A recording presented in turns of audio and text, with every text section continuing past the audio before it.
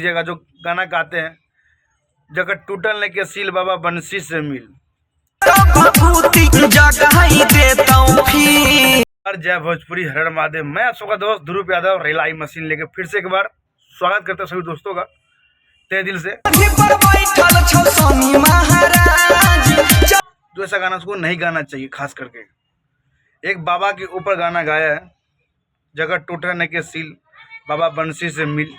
क्या ऐसा गाना उसको गाना अच्छा लगना चाहिए? दोस्तों आप सबका क्या राय है कमेंट बॉक्स में दीजिएगा, ताकि गाना का लाइन सुनाते हैं, फिर आगे के बारे में बताते हैं गाने के क्या गाने में कहे गए हैं, क्या गाना में क्या नाम।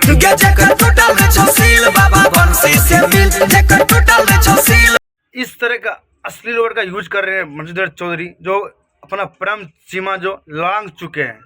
इस तरह का अश्लील वर्ड का यूज नहीं करना चाहिए।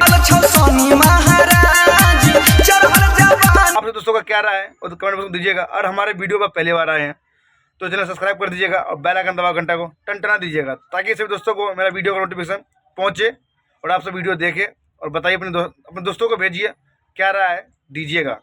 जय बिहार, जय मैथिली, हर हर महादेव।